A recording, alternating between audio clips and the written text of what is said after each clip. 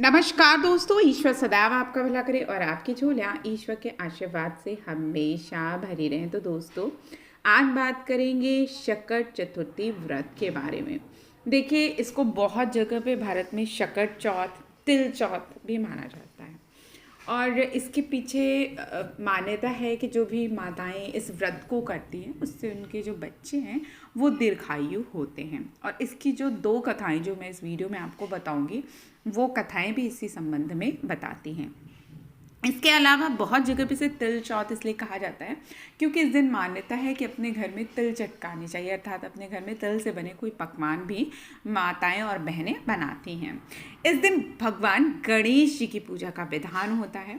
इस दिन शकट चतुर्थी के दिन यदि आप विधि विधान से गणपति जी का पूजन करते हैं तो आपकी जो संतान है वो निरोगी होती है, दीर्घायु होती है और साथ ही साथ सभी ग्रहों की अशुभता को दूर करने में भी ये व्रत सहायक सिद्ध होता है।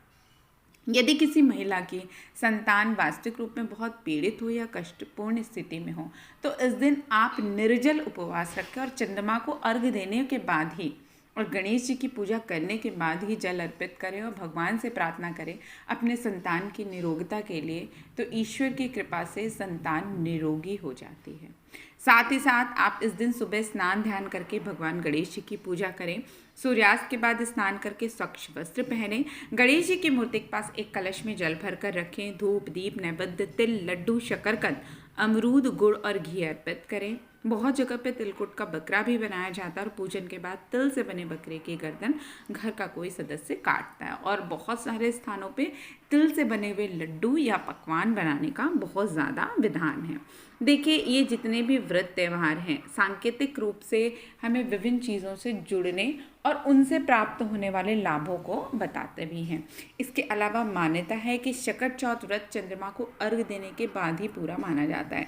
अब अर्घ्य में शहद, रोली, चंदन मिश्रित दूध जो कि चीनी से मिश्रित हो ऐसा दूध चढ़ाना चाहिए। और कुछ जगहों पे महिलाएं व्रत तोड़ने के बाद सबसे पहले शकरकंद को खाती हैं।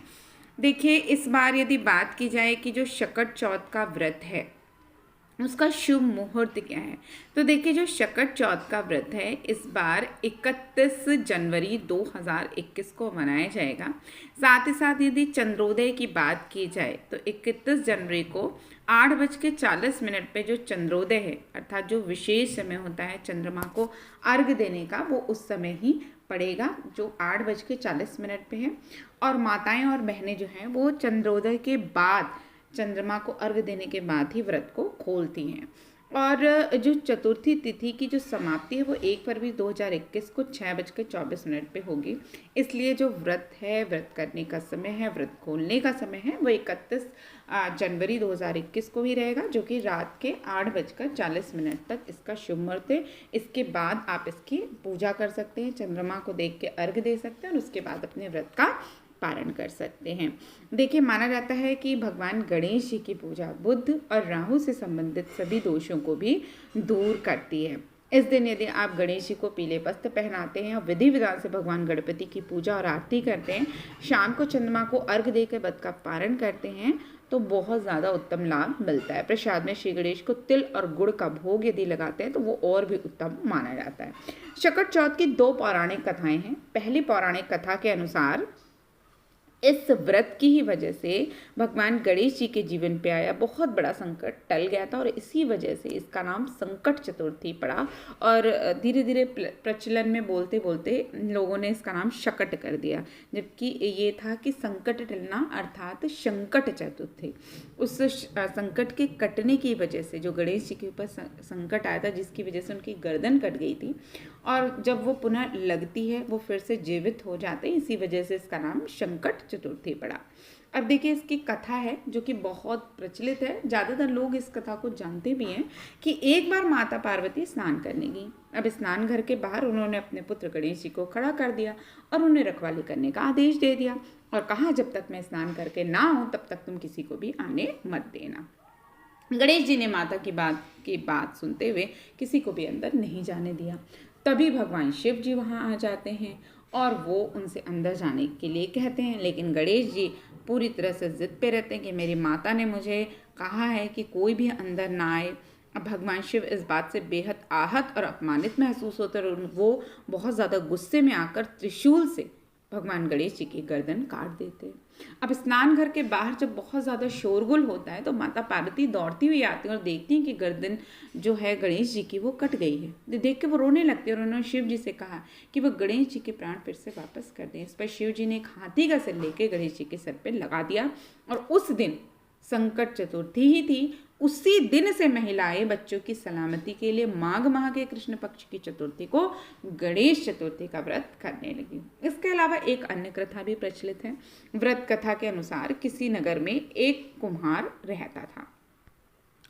उस कुम्हार के हमेशा वो क्या करता था कि बर्तन बनाकर आम लगाता था और आम जो जब वो लगाता था तो उससे जितने बर्तन होते थे शहर के लिए, पूरे शहर के लिए वो उसमें पकाता था।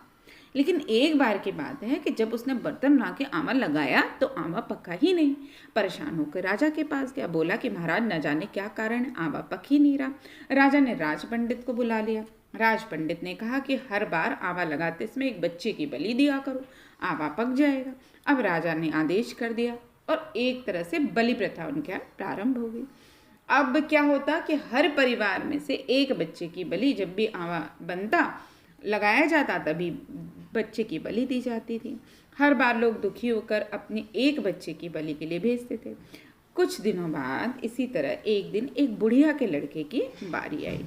अब होता क्या है कि वो जो बुढ़िया रहती है वो अकेली, उसका एक ही पुत्र रहता है। अब वो इस बात से बहुत ज़्यादा दुखी होती है कि अगर उसका वो एक बेटा भी उससे चला गया तो वो इस पूरी दुनिया में अकेली रह जाएगी। उसको कुछ भी नहीं सोचता। तब वो संकट माता की पूजा करती है और उनसे प्रार्थना करती है कि हे माँ, आप मेरे बेटे के ऊपर आने वाले कष्ट को दूर करो। और वो ऐसा सोचते सोचते वो चकट की जो सुपारी होती है और दूब का बीड़ा देकर अपने बेटे से कहती है कि तुम भगवान का नाम लेकर आवा में बैठ जाना, संकट माता तेरी रक्षा करेंगी। शकट के दिन बालक आवा में बिठा दिया गया और बुढ़िया शकट माता के सामने बैठकर पूजा प्रार्थना करने लगी। पहले तो आवा पकने में कई दिन लग जाते थे, पर इस बार शकट माता की कृपा से एक ही रात में आवा पक गया। सवेरे कुम्हार ने देखा तो हैरान रहेगा कि आवा पक गया था और बुढ़िया का बेटा जीवित व सुरक्षित था।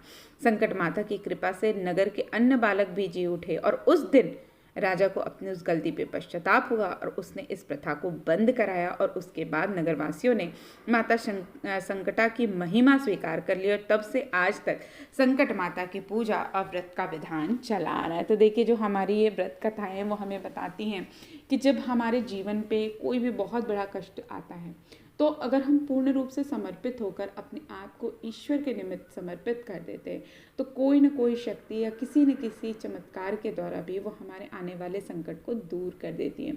कभी कभी कोई व्यक्ति ही हमारे लिए भगवान की तरह हमारे सामने आता है जो हमारे कष्ट को या हमारी पीड़ा को दूर कर लेता। अब उसका भेजने का क्या तरीका है वो हमें खुद भी नहीं पता। तो दोस्तों, आशा करती हूँ ये छोटी सी जानकारी, ये छोटी सी कहानी, व्रत कथा आपको पसंद आई होगी। ऐसे ही रोचक जानकारी के लिए आप हमारे चैनल को लाइक करें, सब्सक्राइब करें और शेयर करना ना भूलें। तो फिर मिलते हैं, तब तक के लिए नमस्कार।